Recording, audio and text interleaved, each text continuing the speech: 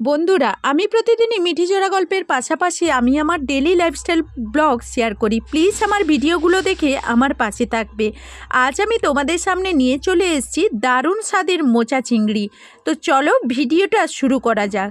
তো আজকের মিঠিজোড়া ধারাবাহিকে নতুন আপডেটে দেখা যাচ্ছে যে অনির্বাণকে কোয়েলের তরফদারি করতে দেখে এবার অনির্বাণকে গিরগিটির সঙ্গে কম্পেয়ার করলো অনির্বাণের মা। তাই যখন কোয়েলের কেচ্ছা সম্বন্ধে সবকিছু বলে অনির্বাণের মাকে, তখনই অনির্বাণ অফিস থেকে ফিরে আসে আর বলতে থাকে, মা তুমি চলে এসেছো, কতদিন বাদে যে তোমাকে দেখতে পেলাম, দেখে খুব ভালো লাগছে। তখনই অনির্বাণের মা বলতে থাকে, সেসব কথা থাক, তুমি আমাকে একটা কথা বলো তো, কোয়েল এভাবে মিথ্যে ক্যান্সারের অভিনয় করে এই বাড়িতে পাকাপোক্ত থাকার একটা ব্যবস্থা করে নিল, তা সত্ত্বেও তুমি সবকিছু সহ্য করে যাচ্ছ, সেটা কি কারণে করলে তুমি আমাকে একটু বলো তো। আর যদি মহানত্যার সাজার এতই ছিল তাহলে তুমি তো আমাকে বলতে পারতে, আমি তো কোয়েলকে মুম্বাই নিয়ে গিয়ে বেটার একটা ট্রিটমেন্টের ব্যবস্থা করে দিতাম। তো তোমার তো আগ বাড়িয়ে নিজের সংসারে অশান্তি করে কোয়েলকে সুস্থ করার কোনো প্রয়োজন ছিল না। কোয়েল, তোমাকে একটা কথা বলে রাখি, তুমি তো নিশ্চয়ই ভুলে যাওনি অনির্বাণ বিবাহিত, সেটা নিশ্চয়ই ভুলে যাওনি। তুমি ওর জীবনে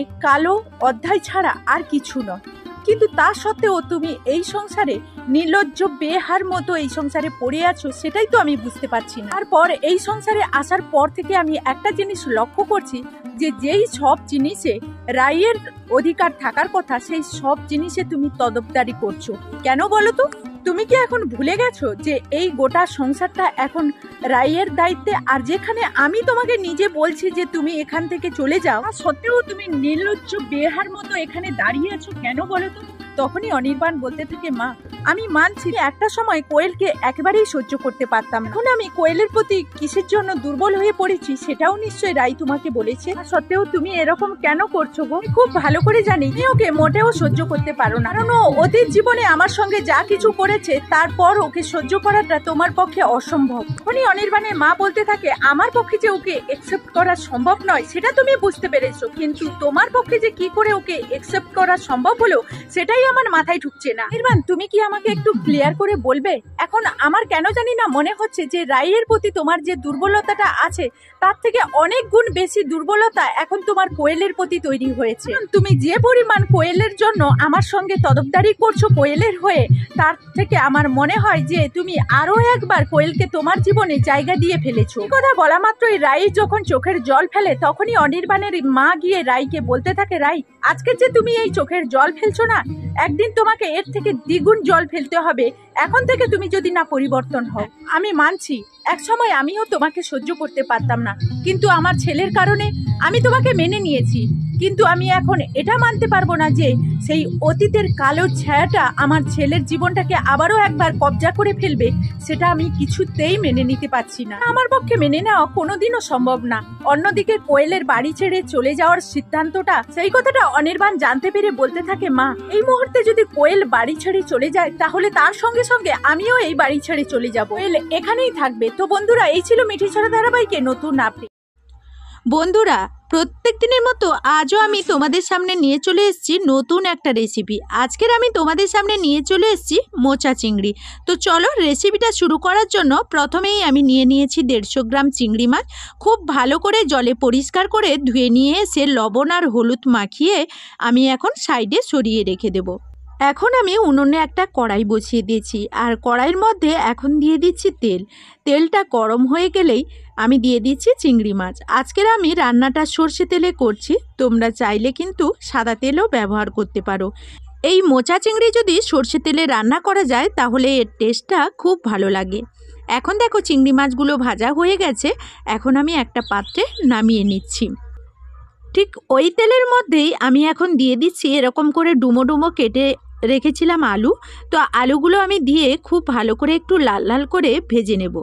এখন দেখো আলুগুলো আমার লাল লাল করে ভাজা হয়ে গেছে, এখন আমি একটা পাত্রে নামিয়ে নিচ্ছি। এইদিকে আমি যে কলা মোচাটা নিয়েছিলাম কেটে পরিষ্কার করে জলে খুব ভালোভাবে আমি ভাপিয়ে নিয়েছি। এখন আমি জল থেকে একটা ছাঁকনিতে এইভাবে ছেঁকে নিচ্ছি। তোমরা যে কোনো জায়গায় কিন্তু জলটাকে খুব ভালোভাবে ঝরিয়ে নেবে। এখন খুব ভালোভাবে ঝরিয়ে নেওয়ার পর আমি হাত দিয়ে এরকম একটু চেপে চেপে মাখিয়ে নিচ্ছি। তাহলে কিন্তু এই রেসিপিটা খুব ভালো হয়। এখন কড়াইতে তেল দিয়ে দিয়েছি, আর একটা শুকনো লঙ্কা দিয়ে দিচ্ছি পাঁচফোড়ন হিসেবে জিরে। লাল লাল করে একটু ভাজা হয়ে গেলে আবার দিয়ে দিচ্ছি কুচনো পেঁয়াজ। পেঁয়াজটাও লাল লাল করে ভাজা হয়ে গেলে এর মধ্যে আমি এখন অ্যাড করছি আদাটাকে খুব ভালোভাবে ভেজে নেওয়ার পর আমি দিয়ে দিচ্ছি কুচনো টমেটোটাকে একটু নাড়াচাড়া করে এখন এর মধ্যে আমি আগে থেকেই ভিজিয়ে রেখেছিলাম ছোলা, তো কাঁচা ছোলা আমি এখানে অ্যাড করলাম। তো এই মোচার রেসিপিতে যদি ছোলা দেওয়া যায় তাহলে কিন্তু আলাদা একটা টেস্ট আসে, তাই আমি কাঁচা ছোলা দিয়েছি, তোমরা চাইলে কিন্তু স্কিপ করতে পারো। এখন আমি দেখো সবগুলো মশলা আর সঙ্গে ছোলা তেলের মধ্যে কিন্তু খুব ভালোভাবে আমি ভেজে নিয়েছি। এখন এর মধ্যে আমি দিয়ে দিচ্ছি অল্প কিছুটা জল, যাতে মশলাগুলো পুড়ে না যায়। এখন আমি যেহেতু এখানে কিছুটা গুঁড়ো মশলা অ্যাড করব, সেই কারণে আমি এখানে জল দিলাম। জল দিয়ে খুব ভালোভাবে নাড়াচাড়া করে নিলাম। এখন এর মধ্যে দিয়ে দিচ্ছি স্বাদ মতো লবণ। লবণটা তোমরা পরিমাণ মতো দেবে।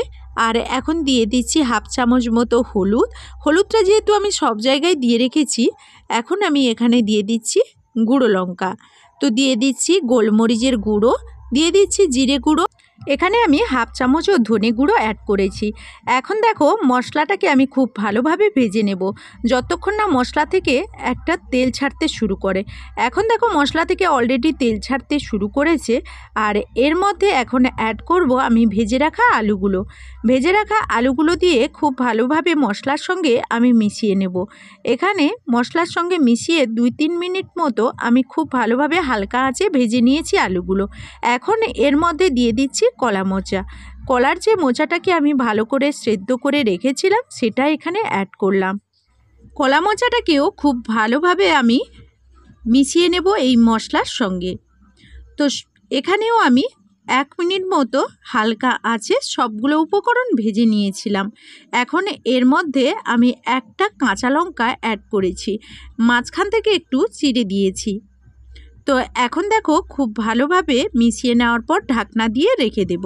1 মিনিট মতো ঢাকনা দিয়ে রেখেছিলাম। এখন খুলে নিয়ে এর মধ্যে দিয়ে দিচ্ছি অল্প পরিমাণ জল।